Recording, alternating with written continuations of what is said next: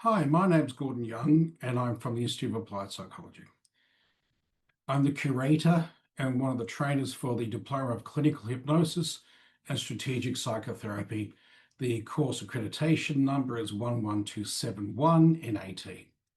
So if you're sitting there and you're quite confused by the array of different schools, each one making different claims, each one claiming to be the best, I wouldn't be remotely surprised. So how do I help you navigate your way through this? Well, I've been there, obviously. I was at one point, I wasn't a hypnotherapist, but I had to make a decision. And it's about trust. So let's look at that. First of all, you have to establish trust in the integrity of the school. Is the school going to give you an appropriate education? Does the school have your best interests at heart? Is the school interested in your success?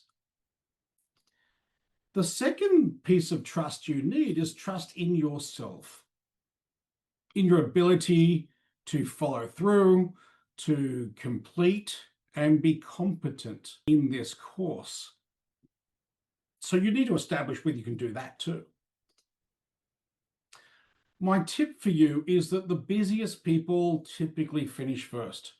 We have to give you up to 18 months to complete because it's a diploma. Many busy people finish in way less than that.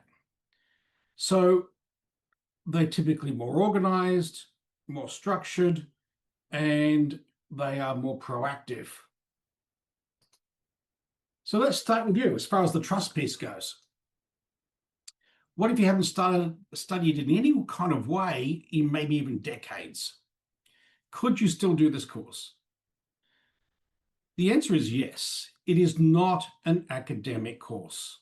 It's not a university degree. It's pitched at high school level in many ways.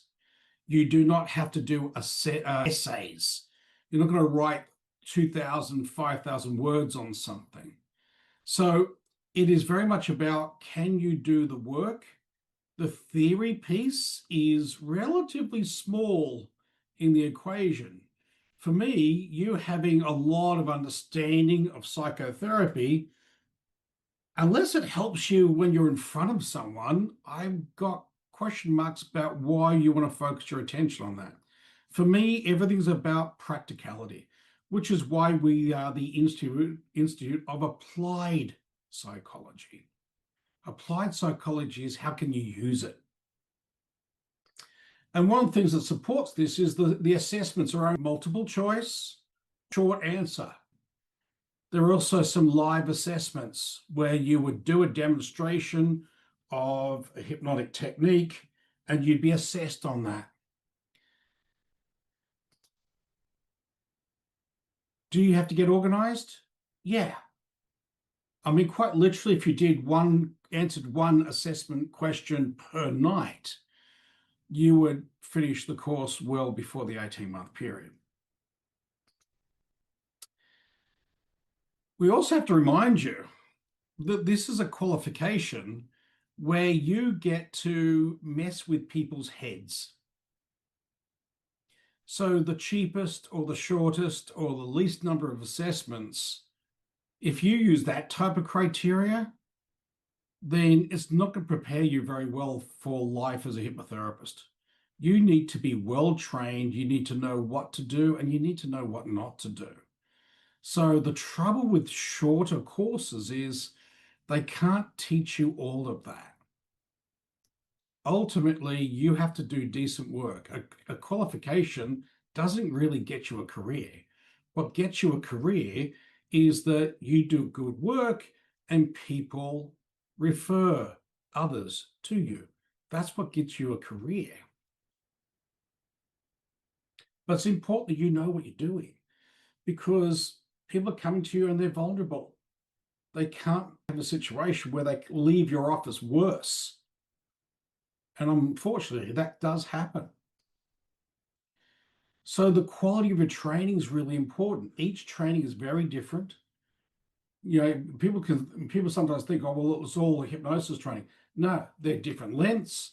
The qualifications and the experience of the trainer are different. There are also different types of hypnotherapy, all with their own variable efficacy rates. And it's still an unregulated field. There are cowboys out there. They'll promise you the world doing a weekend course, but you can't get into most Australian associations that you need to be in to get insurance if you don't have a certain amount of training. So how do you choose? What criteria would I use if I was starting again? The first question is the school HCA approved? For the last 3 years, I've been the president of the Hypnotherapy Council of Australia, which is the peak body in hypnotherapy. All the schools that are HCA approved, and they will have that badge with a particular provider number, have agreed to meet a minimum standard. That minimum standard is 1,000 hours of training. That includes assessment time, it includes private study, it includes 12 days of face-to-face or live broadcast interactive training. Anyone who doesn't meet that would not give you HCA accredited training status.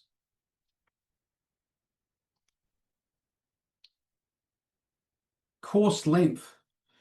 Now, the minimum is 1,000 hours.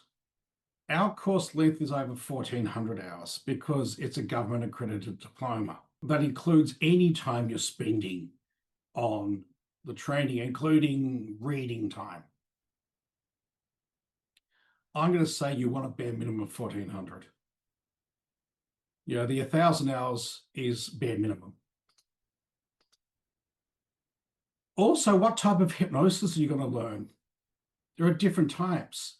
You want the most advanced form of hypnotherapy available in this country. Our particular form ties into gold standard forms of therapy like CBT, solution-focused therapy, and strategic therapy.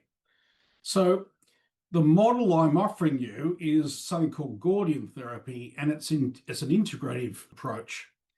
And this course is basically 5 different models integrated together. All of these models have a lot of empirical evidence to support them. So there's cognitive behavioral therapy, which we're going to deliver hypnotically. This is still considered the gold standard in therapy. There's something called metacognition, how to assess your own thoughts. Strategic psychotherapy is where you're leading the client to the aha moment. You know why they've got the problem. You want to let them discover it by asking them particular questions. Then there's something called Ericksonian hypnosis. Ericksonian hypnosis is a more modern form of hypnosis than most people are aware of, and it's very permissive. You don't tell people what to do, you invite people to consider different options. And this combination is, in my view, the most advanced form of hypnosis that's available. It includes all these different, very modern forms of therapy, and we can pull bits from all those different areas to amplify your results. And as I said before, a qualification doesn't give you a career. What you need is results. And the best results come with an integration of the most effective therapies available out there. You also need to really look at the qualification, the experience, and the reputation of the trainers. That's really, really crucial, because we as trainers can't give you anything that we don't have ourselves. So really investigate who's going to train you. I'm going to say that's crucial. Watch videos of these people explaining things. Another thing is to look at Google reviews. What do students say about the course of the trainer? We have over 400 5-star Google reviews. I don't think anyone else has got anything close to that. You might be thinking to yourself, though, but whatever you can put up fake Google reviews. Well, you can, but you should be able to go onto our Google reviews and pretty much trace someone back and see that they're a real person. But here's an example of one that isn't real, where there's no actual name. MB7391, that looks like a fake Google review that they might run in the Philippines or in Russia, other places where they just employ people to put up Google reviews. Here's another example where there's no second name, where it's hard to really work out who that is. So you can look out for those sorts of things if you're a little bit skeptical. The other piece is postgraduate support. You're going to be out there working individually, and it's crucial that you keep your training going. So we have something called a Learning Annex. And the Learning Annex is a platform where we have over 400 videos, audios, documents of me, in many cases, me demonstrating how to deal with a particular condition. Because here's why. We know that I might do a demonstration of how to deal with a phobia, and I do that in August of 2025. You graduate in January 2026. Now that's already 6 months since we did the demonstration. Then it might be 6 months before someone comes through your door with a phobia. Now that phobia demonstration you saw is a year old. You might be thinking to yourself, I can't remember how that goes.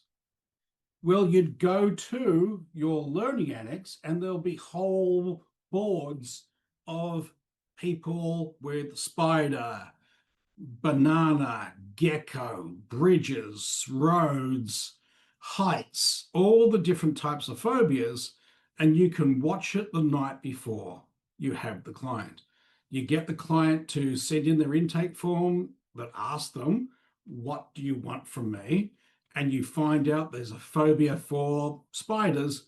Well, you go to the phobia for spiders video and you watch it. Now, you might watch it a little bit and go, okay, I remember it now, got it. Or you watch the whole thing through. Or you watch 2 or 3 of them, but you are then prepped for that session. So we're there to support you ongoing. The training continues. I have graduates who tell me 5 years after they graduated, they still go back and check in because it's always evolving. We're adding constantly to this platform. No one else that I know of in Australia, and to be honest, no one else in the world that I know of has this sort of ongoing resource that allows you brush up on the learning. So ask about postgraduate support. You can also get supervision from our assessors. You could also do that. There are some elements that I will also do. So it's really important that you get clear about what's important to you. What's the one thing that you need to know before you can make a decision? If you get clear on that, then ask that question. Is it postgraduate support? Is it the quality of the trainer? Is it the quality of the training? Is government accreditation really important to you? For many people, government accreditation is really important because no matter what happens in the industry, you've got a good chance of riding the storm because our course is registered with the government. So as far as training, being able to deliver overseas, Australian government accreditation speaks very well. People respect it.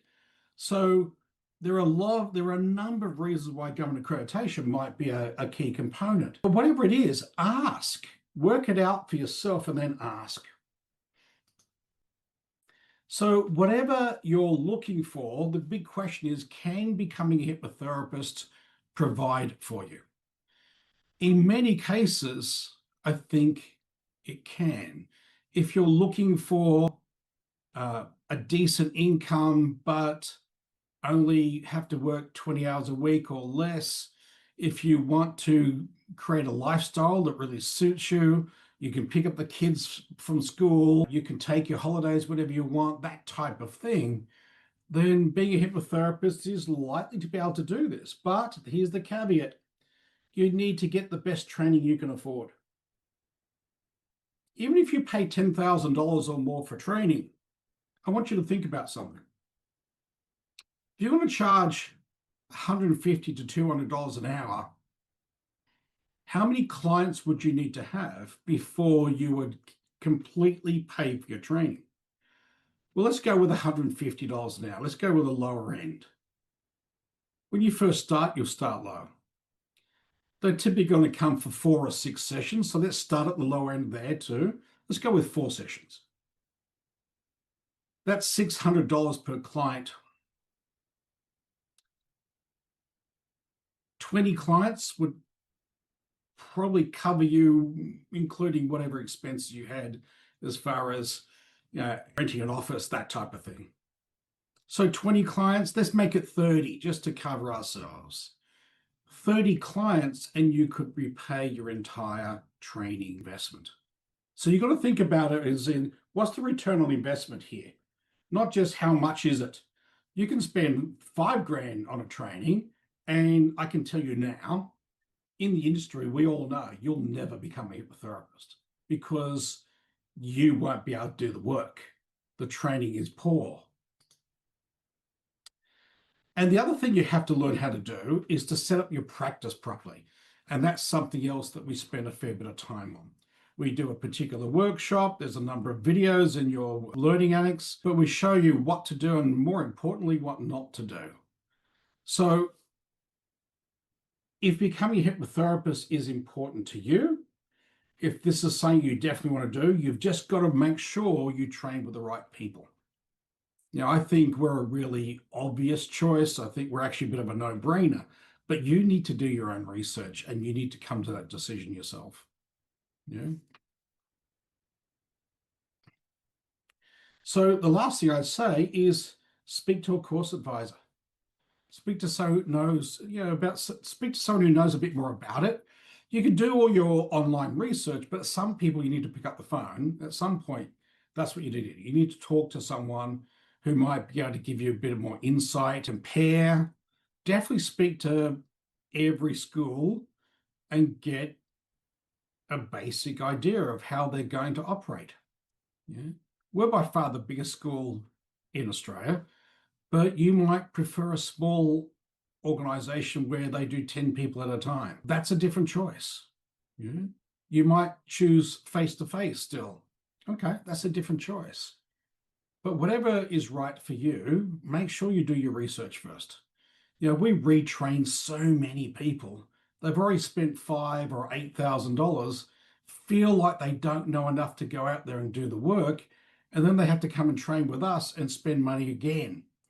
And we so often hear the complaint that they've learned so much more, even after the first 4 days of the training sometimes, than they did in the whole other training altogether.